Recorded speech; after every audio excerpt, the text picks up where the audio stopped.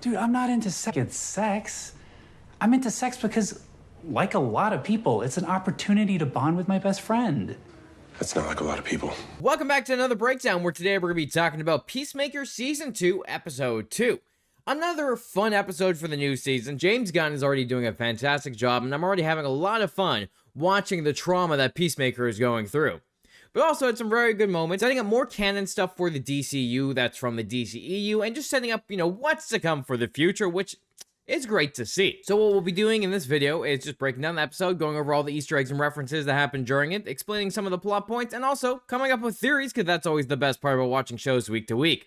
So with that, let's start with the beginning of the episode, where it takes place 8 months in the past, where we have Rick Flag Sr. becoming the director of Argus, which is interesting to see because other than Peacemaker and obviously Superman, it didn't really give us any information to why he became the director of Argus, mostly because we did see him working with Amanda Waller during Creature Commandos. It kind of looks like he's taken over all of this after Amanda Waller has been given shit because of what happened during Peacemaker Season 1, with Adebayo revealing to the world about Task Force X and what they were doing with the criminals during Peacemaker Season 1, and then what happened during Creature Commandos, where the Creature Commandos were sent to help secure the princess so she wouldn't get assassinated by Cersei. But instead, they're the ones that did the assassination, and the US government ain't too happy about that. So it makes sense that this is why Rick Flag Sr. was put in charge, because Amanda Waller had failed and gone government secrets revealed to the world. But then we get to see that Economos is the one showing Rick Flag Sr. around, giving him the lay of the land, and then right away, Rick Flag Sr. wanting the documents about what happened to Rick Flag in Corte Maltese during the Suicide Squad. Now, this is an important detail because he says he couldn't get the information while he was just working at Argus because it was classified information.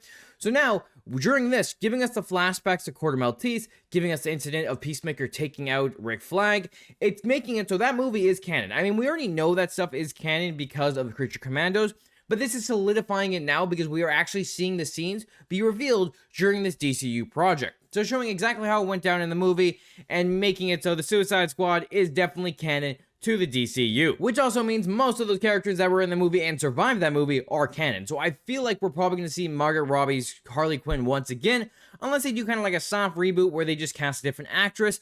But I could totally see them using that version of Harley Quinn once again and just forgetting Jared Leto's Joker existed and giving us a brand new Joker at some point in time. But this is also the reason why Argus is watching over Peacemaker, because Rick Flag Sr. is pissed off about his son's death. Makes sense.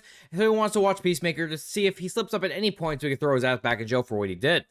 Even though Economos did say that everything that happened at Corte Maltese was Amanda Waller's fault because she's the one that gave the orders. So, Economos trying to protect his friend.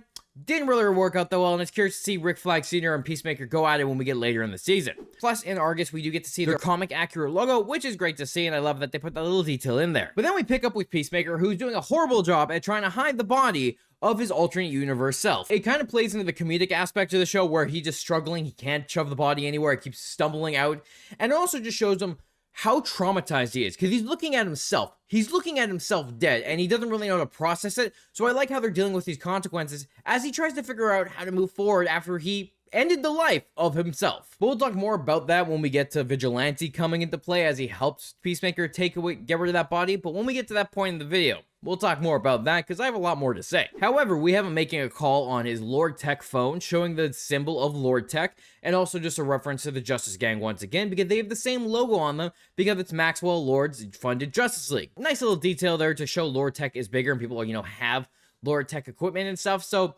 just making this universe a little bit more with all the tech stuff that's going on. Then we had Adebayo going to her partner's house, trying to get hair stuff, running into her partner, and her partner getting mad because she pretty much just broke into the house. But they did reference how they were supposed to go to Gotham, and now that Adebayo decided to make her own little spy business, they can't do that anymore. But to be fair, that's the right call. You do not want to go to Gotham City. It's hell on earth. You want to face the Riddler? You want to face the Joker? You want to get captured by some goddamn maniac? No thank you.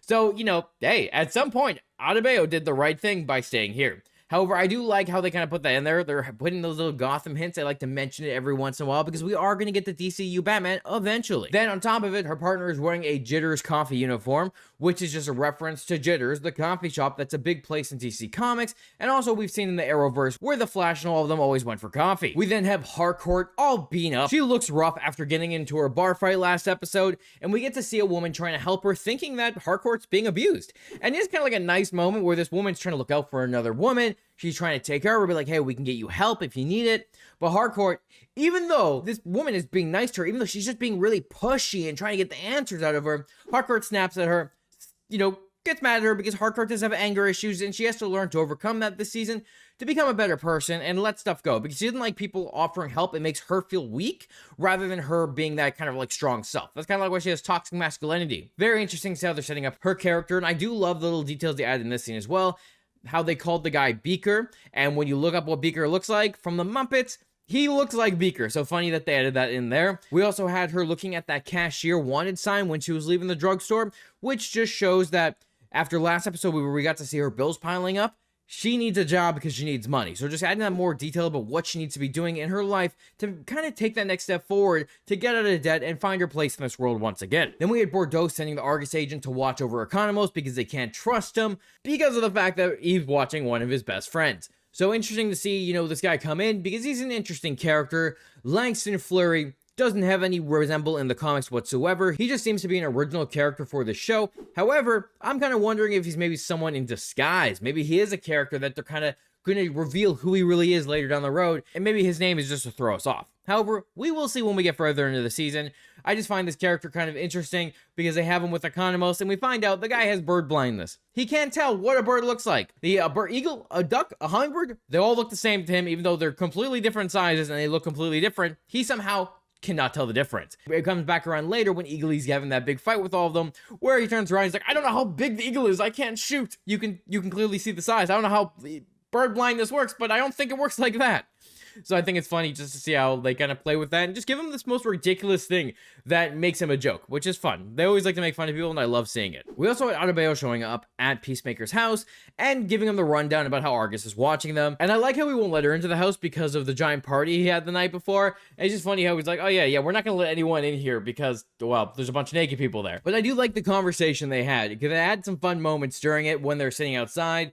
Obviously, we have the dimensional portal, which is crazy stuff to Adebayo because it's a dimensional portal. However, Peacemaker thinks it's normal because he grew up with it, which makes a lot of sense and puts a perspective when you think about like growing up with stuff.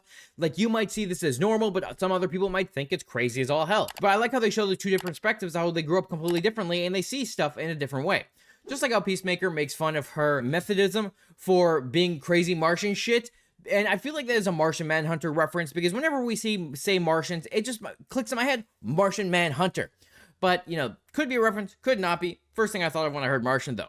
But I love the little conversation they had because then we find out more about how Reflexiner's watching them. They know about the portal. And she's even telling him, like, hey, just give him your portal so you don't go to jail. But he's like, no, not doing that. So I'm curious to see what they're going to do with that because it feels like, that portal is going to be something that Peacemaker needs to be a hero. He needs the equipment, he needs the stuff in it, so he doesn't want to give that up, especially to a government organization who might do pretty bad shit with it. And to be fair, you definitely don't want to be giving that to Argus, so, hey.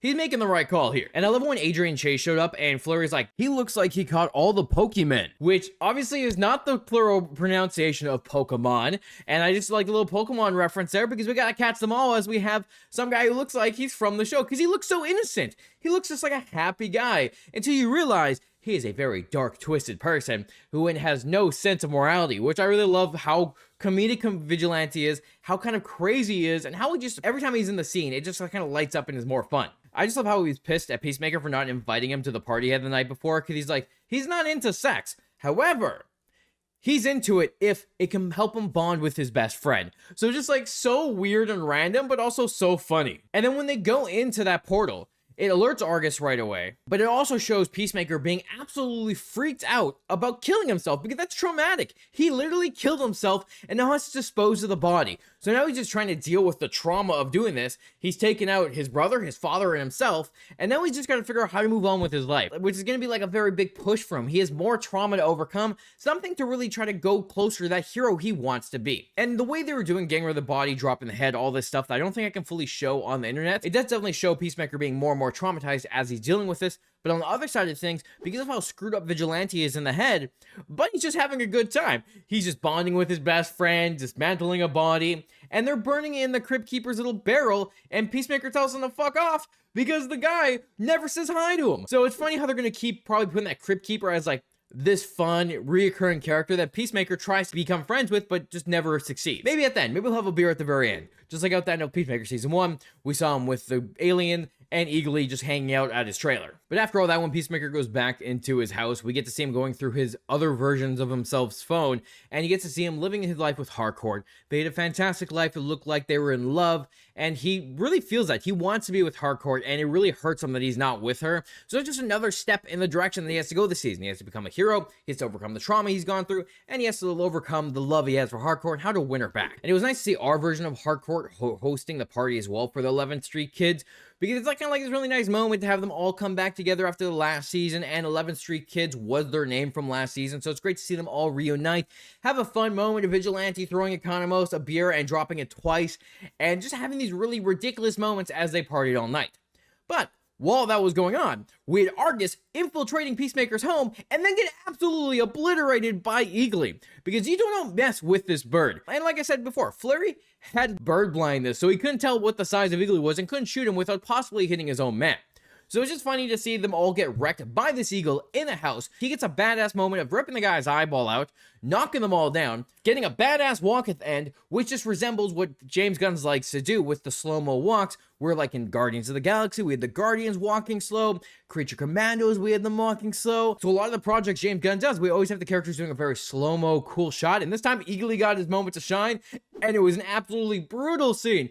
Something I was not expecting, but at the same time, it was a lot of fun and I loved every moment of it. And I just like when that was all going on, Eagly's getting this badass moment to kick some ass, while the 11th Street Kids are just having a ball of a time. We have Economos hating his job, Adebayo telling him to quit, like some fun bonding between friends trying to figure out how to move on with their lives.